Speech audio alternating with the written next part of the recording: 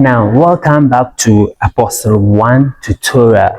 Now, in the previous video, I talked about how we can find the nature of the polynomial function, the types, and then how you can find that this is a fraction multiplication of polynomials. Now, this one, I come to talk about most important aspect of polynomials known as division of polynomials.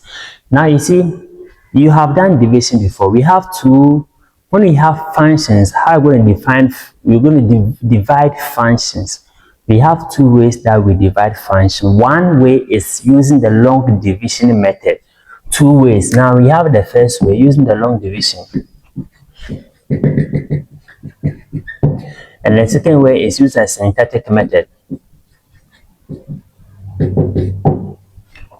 So we have the long division method and then the syntactic method. Now for now, I'm going to lead you through the long division method. Now before then, you know, from JHS, you learned about long division, right? Yes. So when we have a function like, or when you have something like 9, okay, let me say 91 divided by 5. Now, if you have 91 divided by 5, how do we divide? Okay, normally you use what? You use long division method, right? Good. I will talk about long division method. Now, let me talk about this particular thing. Now, if you have, okay, say 5 over 2, you know, 5 over 2 can also be written as what? 2 whole number. Now, let me make it 7. Now 7 over 2 is the same as what? Now 7 going to 2 going to 7 how many times? Now 2 going to 7 3 times. Remainder 1. Now if you want to write this one the form of mixed fraction to be 1 over what? 1 over 2, right? Okay. But you know that this mixed fraction is also the same as 3 plus 1 out of 2, right? Now look at what we are doing here. In the long division or in the division, we have one function divided by another function. We have a name for this particular function, we have a name for this particular function. Now, when it is being expressed in the form of mixed fraction can also be expressed as well the whole part, that is the 3, and the whole part represents the number of times the denominator go into the numerator. So that is the whole part. And then we have plus 1 over 2. What's the name given to the one here? The one here is the remainder, right? So simple. Now, so if we have something like this from normal real number system, then we are going to see that this 7 has a name. The name is called dividend. Now, this is called dividend. I'm going to use D to represent dividend. Divided by, the down one is called divisor. I'm going to use small d to represent divisor. Now, what's the name given to this? The number of times the 2 can go into 7. We call it quotient. So we have this one. This one is called quotient. Now, quotient, I'm going to use Q to represent the quotient. Now, plus, we have 1 here. We have a name for the 1. 1 is called the remainder. Now, so we have the remainder, remainder. Now, remainder, I'm going to use R to represent remainder. Now, divided by 2, what's the name given to the 2? The 2 is called a divisor. Now, it means that we have a formula for division. After dividing, we are going to get something like this. We are going to have the dividend over the divisor equal to the quotient plus remainder over the divisor. Now, because we are dealing with function, it means that this d can be in terms of what? X. So d in terms of x. Now the down one is also in terms of x. Now it depends on the quotient. Quotient can also be in terms of x plus the remainder can also be in terms of x. It can be in terms of x or it can be a constant. So let me write all of them in terms of x divided by divisor in terms of what? X. Now, so anytime we divide, we are going to represent this one in this form. Don't forget, we are going to represent this one in this form. Now, sometimes the question can also be put in a different way. Like, so keep this one in your head. It can be put in a different way, like multiplying through by dx if you want to clear fraction, you multiply through by the dx. So you're going to have dx, that is the dividend, dividend. You're going to have the dividend is equal to this, and this will multiply. So you're going to have, it depends on the one they're going to bring first. So let me bring the quotient first, multiplying this one. Now when you use to multiply this one, the ds will cancel. You're going to have, now what is the meaning of this one? It means that whenever you multiply the divisor by the quotient, then you add the remainder to it, so you are going to get the same function as what? Gx. So as we are multiplying and dividing, you can just verify this one to know that this one is also true. You get it? Yes. So you have to keep this one in your mind. You see, this one is not difficult. Deduce from only this one. So this is what we are going to do. This is actually what we are going to do. Now, if I have dividend over the divisor, then it means that because this one is a polynomial function, it's supposed to be a improper fraction. Improper fraction of a function is where the degree of the numerator is either equal to the denominator, or the degree of the numerator is higher than that of the denominator. Example, if you have a highest exponent to be 3, this one to be x, this one we can easily divide because this one is improper fraction. If you have something like this divided by something like this, we can easily divide because the degrees are all the same.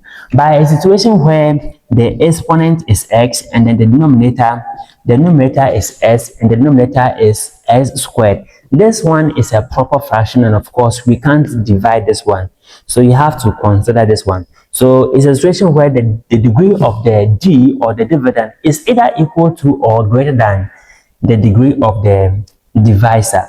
Now, so let's see. We are going to divide some questions using the long division method. So keep this one in your head. Keep these two in your head. Now, so let's look at a question like this. Now, given that f of x is equal to x exponentially plus 2x plus, 2x squared plus 3x minus 5.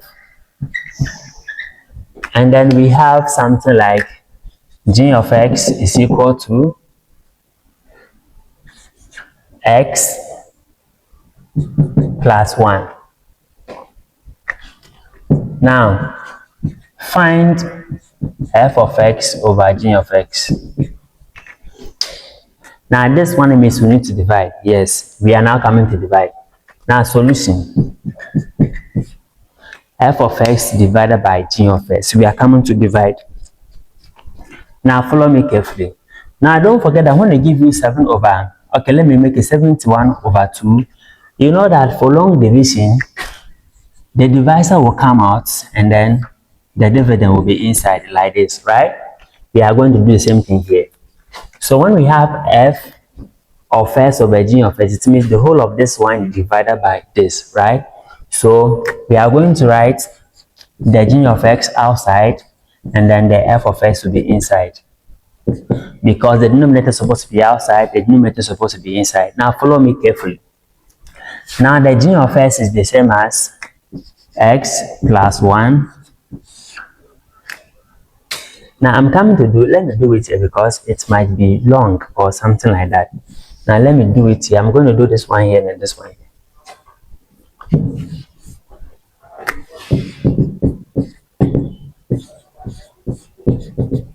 We are going to do everything together. So this one is same as g of x outside and then f of x inside, because that is how we do the long division approach. I am linking both the normal using numbers and then using functions. Now the g of x is x plus 1.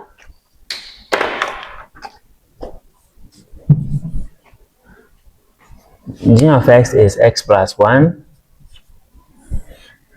And then f of x is x exponential plus 2x squared plus 3x minus 5. Now don't forget that normally we use 2 to divide. We are going to take this one by one. We use the 2 to divide the 7, the first number 7. So 2 going to 7 how many times? 3 times. Then you write it up here, right? That is how we do it. Okay. Now, when it comes to this particular function, we are still going to use the g of x to divide this one. But what we are going to do is that we use the highest exponent of the g of x, the divisor, to divide the first expression or the first term. So we are going to use s exponentially divided by x. So we're going to have s exponentially divided by x. And when you divide s exponentially divided by x, you're going to get what? You're going to get s squared. You write it up here, just like how we wrote the 3 up here. Now after writing, how will you do it? You use the 3 to multiply the 2. Now 3 times 2 will give us 6, right? Then you do what? You subtract. It's the same process we are going to go through. Now this one, when you subtract, you're going to get 1. Then you drop this one. Now I'm coming. Now, so the same way, but after dividing here, what we have to do is that we are going to use the exponent to multiply the whole of the terms of the divisor. So this s squared will multiply the x. You're going to get s exponentially. Then this s squared will multiply the 1. Then we are going to get x squared. You see, after that, we have to rearrange it because the s squared is supposed to follow s squared, the s cube is supposed to follow s cube, the s will follow s. Now, just like what we did here, after that, then you subtract. So I'm going to subtract. Now, the moment you subtract, always the first term will go to 0. So we have s cube minus s cube. It is going to go to 0 here. It is 0. I can choose not to write. Now, then here will be 2s squared minus s squared because we are going to subtract or add like terms. So 2s squared minus x will give us what? We are going to get s squared. Now, this place is 0. I will not write. You understand? Now, after that, what do we do? You know that if there are more numbers there, we drop the next number. So we drop it like this. We can do the same thing for this one. I'm going to drop the 3x. So I'm going to drop the 3x because we have the s squared here, the one that is left with the 3x. Now as time goes on, then the last one, then I will drop the 5 too. Now after dropping the 3x, what do we do again? We use the 2 to divide 11. 2 going to 11, how many times? 5 times, then you write it here. You go through the same process. 5 times 2 give us what? 10. Then you subtract 1. You understand? Yes. We are going through the same process. Now, you see that at this point, we can't divide again because 2 cannot go into 1. So, we're going to write decimal. We don't have any decimal in functions. Yes. So, let's see what we are going to do. Now, the same way, we are going to use this one to divide it. Don't forget, we use the highest exponent of the g to divide the highest exponent here. So, it's the same thing, s squared over x. Now, don't forget that the s squared over x will give us what? Will give us x, right? Positive x. So I'm going to write that x here. Then after that, we'll go through the same process. The positive x will multiply the whole of this one. So the x will multiply the x here, which will give you s squared. The x will multiply the 1 here, which will give us what? X. Then we subtract. I hope you are following. Now, when you subtract, you follow the same trend. So look at it very well. Now, when you subtract, s squared minus s squared will go to 0. Always the highest exponent will go to 0. Then 3x minus x, we are going to get what? We are going to get 2x. Now, at this point, it's left with negative 5. I'm going to drop negative 5. But here, there's no number here again, so I can't drop anything. Now, so let's go again. X will divide this one. So I'm going to have 2x divided by s, which gives us 2. So 2s divided by this, so I'm going to get what? Plus 2. We use the 2 to multiply this one. 2 times s will give us 2x. 2 times 1 will give us what? Will give us 2. Then we subtract. You see, we are going through the same process. Now, when we subtract, the highest exponent will go to 0. The highest exponent here is 2x. So 2x minus 2x will go to 0. This one is minus 5 minus 2, which will give us minus 7. Now, let's look at it.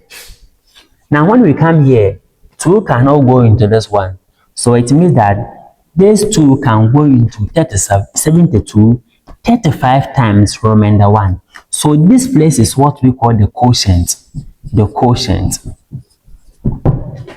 This one is what we call the remainder. So sometimes you are going to divide and the remainder will be 0. We will go to that particular question. A situation where we're going to divide and the remainder will be 0. Yes, let's go. Now, this one means that this is the remainder. You see, we cannot use x to divide this one again because this one doesn't have the x. Even if it has s, the x that has it's having a exponent of 0. This one is having a exponent of 1. So it is a proper fraction. We can't divide. So finally, we are going to write this one. It means that f of x divided by g of x. So f of x, you can write the whole of this one divided by this is equal to, I am going to write the answer in this form. Dividend over divisor is equal to the quotient plus remainder divided by divisor. Don't forget, I'm writing the answer in this form. Now, so the quotient here is the one up here, which is x squared plus x plus 2. X squared plus x plus 2. Now, plus the remainder. Remainder is -7. The remainder is the one down here. This is the remainder. Remainder. This one is the quotient. Understand? I hope you are following very well. Yes. Now, so remember, divided by the divisor. Don't forget the divisor is x plus 1. X plus 1. So the whole thing is the same as x squared plus x plus 2 minus 7 over x plus 1. You see, this is how we can represent f of x divided by g of x. Don't forget, the moment you multiply through by the denominator, then you simplify, you are going to get the same as this. That is, if you multiply through by the dx,